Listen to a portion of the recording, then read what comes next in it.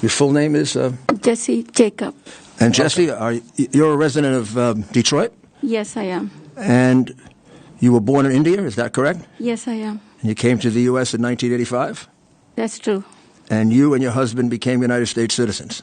Yes, in 1995. And how many children do you have, Jessie? 3 children. You've been an employee of the city of Detroit for many, many years. Is that correct? That is true. Approximately how long? Since 1986 August. And you have the title of head engineer? Yeah, that's my current title.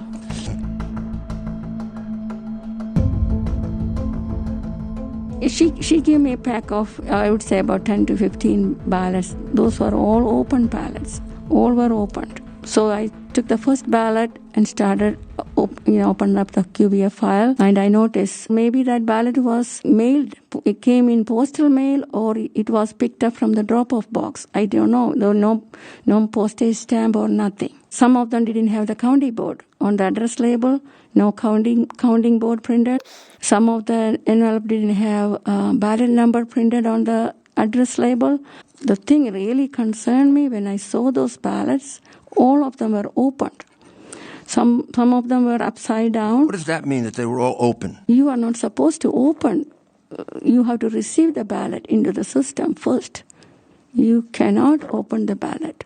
So when you receive the ballot, the first thing you should do is you will match the signature on the absentee ballot return envelope with the signature in the file. Once it is verified, then you have to receive it. You have to receive that into the system. Once you receive it, then you have to place your initials, ballot number. Actually, you have to place twice your initials. One for the date you received, one for the ballot number. You are required to do that as a processor. Was that being done? No. When I was trying to do that, the required step-by-step process, I was told by my supervisor, Ms. Aldridge, don't look for anything. Do not check anything. Just enter the date, November 2nd, keep going. We have lots of ballots. We have to finish this. I need you to do as fast as you can. Just enter November 2nd, keep going. Then I did 1 or 2 of them like that. But I felt so bad because once you modify the QBF file, you can see the username, who modified that file. So when I clicked that, it was my username and the date. When I asked the person who was sitting next to me, she kind of told me, oh, Jessie, we were doing this since 9 p.m. yesterday. That's November 3rd. We didn't even go home. We really need your help. What they were doing is entering all these ballots into the QBF so they can count those ballots. That's what I thought. But they were not following the procedure. And also backdating. Why you are doing that on November 4th? It should have been done. The deadline was November 3rd, 9 p.m.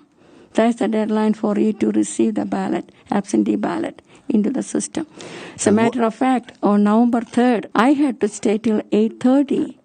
Even though the polls were closed at 8 p.m., I had to work till 8:30 to complete receiving all the ballots that received into the satellite sites.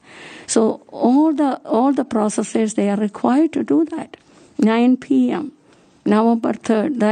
At 8 p.m. is the poll closing time, and you will get 1 hour grace period.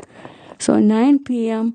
it should be completed. For that, we were asked to collect absentee ballots from the drop-off box every hour.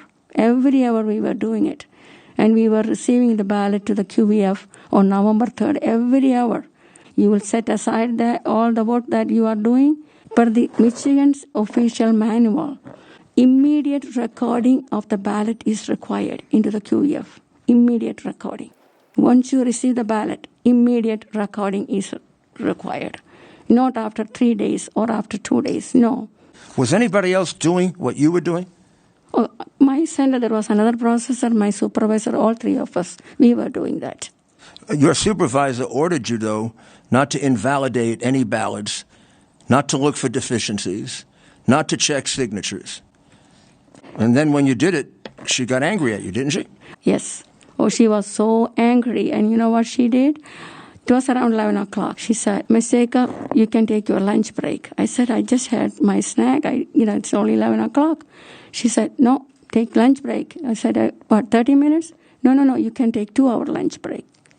You put a sticky on the ballot saying it was an invalid ballot. Yes. Because it was issued after the deadline. Yes, with all this noise and everything in the TCF center and with the mask, when you talk, they won't be able to hear. So I always write down the sticky note so that they know exactly what I am trying to convey to them. I wrote invalid so-and-so reason. It was issued on November 3rd, absentee ballot after the deadline. After Mr. Thomas read that, he said, she is right, but why should we punish voters for processors' mistake?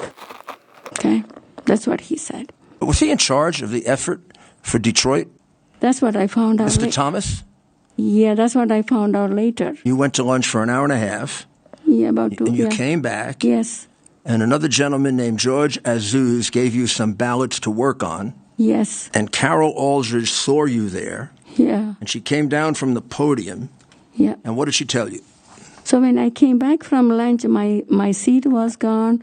There was a box on top of the laptop. My laptop was on the table. Miss Aldridge was, she was totally ignoring me. She didn't want me to be there at the podium anymore.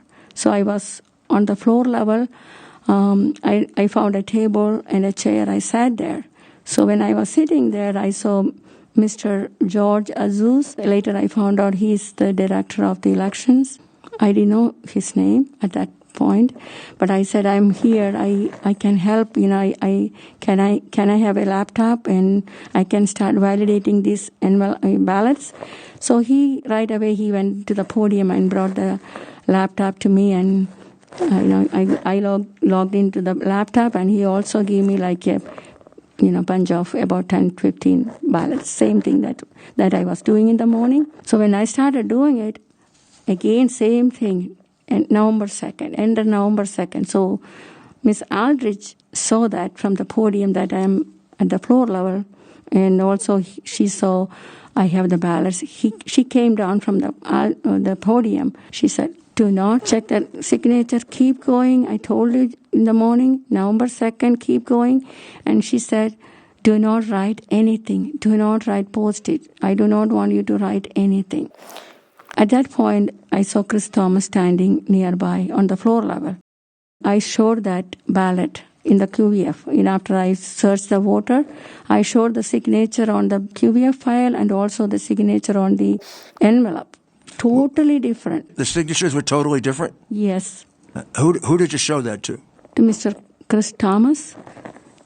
And what did he say? He said, oh, that's okay. Let it go. Just let it go. That's fine. Okay, let it go. Now, he was the boss, right? Yes. Yes. So how would you describe how they treated you and how you reacted to it? Oh. They treated me like a criminal. Humiliated me, harassed me, so intimidating. I mean, I couldn't. It was so bad. I really want to serve the city of Detroit very truthfully and sincerely. That's what I was doing all these 34 years I've been working with the city. My whole family, me and my husband both are working for the city of Detroit. I never expected this kind of treatment. It was really, really bad. The state representative, Miss Pierce, Carol Pierce, she was sitting there, and I went to her and I asked her for more ballots to validate. And she was also very rude. She said, I don't need you here. I don't need any of your help. Get out of here. And then I asked her, may I know your name? You know what she did? She took her badge and threw at me. She threw the badge at me. Were you shocked at the level of crookedness that was going on and dishonesty? I couldn't believe it. I couldn't believe it. I can never forget what I went through. Is there anything else you'd like to say, Jesse, about your experience?